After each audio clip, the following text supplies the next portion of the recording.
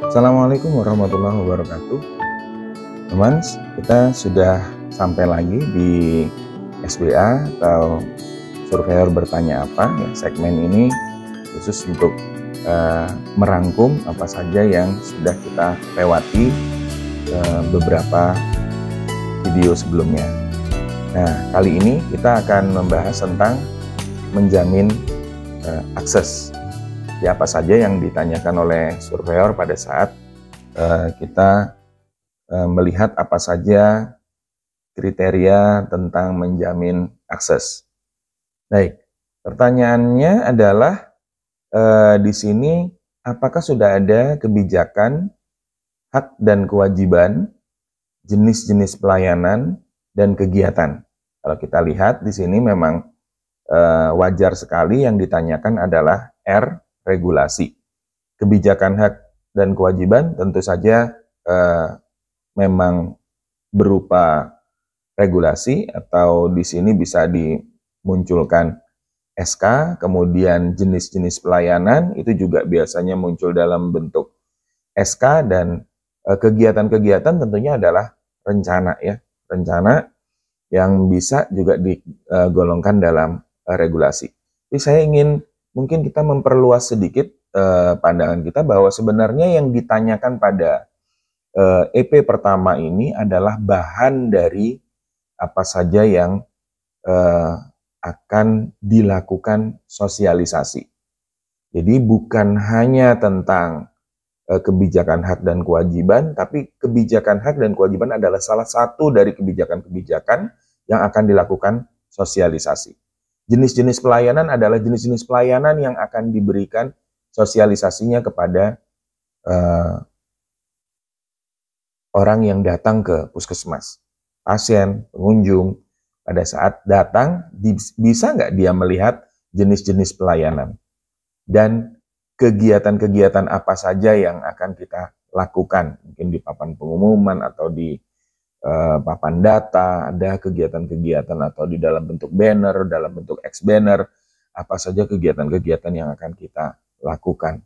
Jadi pada bagian pertama ini bukan hanya sekedar kebijakan hak dan kewajiban, tentu saja itu merupakan hal yang harus disosialisasikan kepada pengguna jasa, karena pengguna jasa akan langsung bertemu dengan dia punya kewajiban apa dan apa hak yang diberikan kepadanya, tapi juga tentang jenis-jenis pelayanannya dan kegiatannya. Artinya bukan hanya R saja yang bisa kita lihat di sini, bisa juga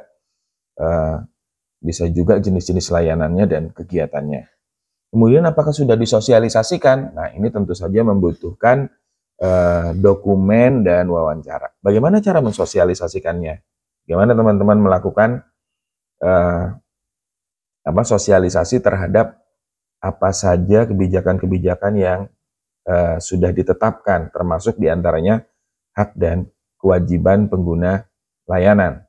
Kemudian bagaimana jenis-jenis layanan dan bagaimana seharusnya layanan itu dilakukan. Itu adalah bagaimana sosialisasi itu bisa diperlihatkan.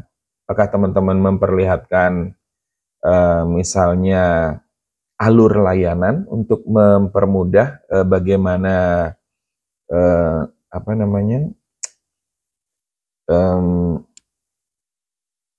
pengunjung yang datang itu untuk mendapatkan layanan. Kemudian apakah teman-teman juga menyampaikan apa saja persyaratan yang diperlukan untuk melakukan untuk mendapatkan layanan. Itu adalah bagaimana sosialisasi itu dilakukan itu dalam bentuk apa. Misalnya untuk di depan loket barangkali bisa disampaikan oleh petugas loket, atau bisa diberikan dalam bentuk leaflet, disampaikan dalam bentuk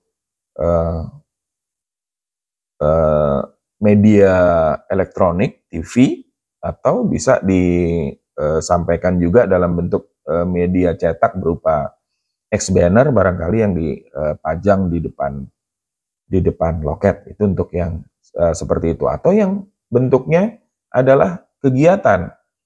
yang merupakan kegiatan bisa berupa rapat-rapat, pertemuan-pertemuan yang menyampaikan hasil dari pelaksanaan kegiatan atau rencananya atau penggerakannya. Itu adalah di mana saat kita menyampaikan kegiatan-kegiatan kita.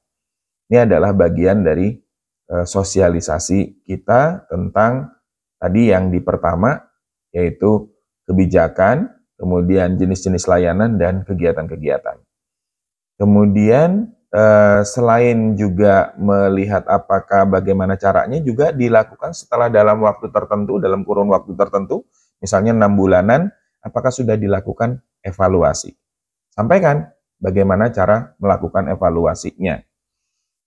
Saran saya yang sederhana saja, di sini kita bisa menggunakan PDCA, bukan PDSA, tidak terlalu dalam menggali tentang akar masalah misalnya. Cukup sebatas yang teman-teman bisa lakukan analisis. Ini ada mungkin di video tentang bagaimana melakukan analisis dari akses terhadap informasi. Ya. Kalau kita lihat memang di 1, 2, dan 3 ini adalah tentang akses informasi.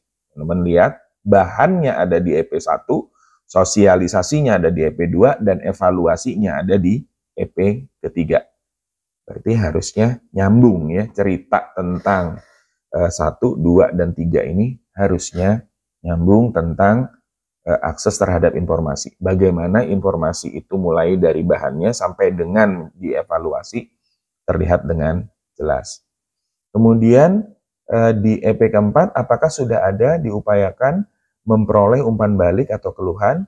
Bagaimana dengan survei kepuasan pengguna layanan? Memang cukup luas yang ada di EP keempat, tapi pada dasarnya yang ada di sini adalah tentang bagaimana kesempatan untuk memperoleh umpan balik. Ini juga merupakan bagian dari akses. Kita ingat, akses itu ada 3, yang satu adalah informasi, tadi yang ada 3 EP, kemudian akses layanan atau kegiatan, mungkin ini nanti akan ada di UKM. Sedangkan yang ketiga adalah akses tentang kesempatan memberikan umpan balik atau keluhan yang berada di EP keempat ini. Diminta adalah DOW, berarti bisa mendapatkan dokumennya, kemudian ada observasi dan ada wawancara. Di sini yang diminta adalah bagaimana memperoleh umpan baliknya, tentu saja bisa disampaikan, metode-metode apa saja yang digunakan untuk melakukan umpan balik, mana bukti-buktinya.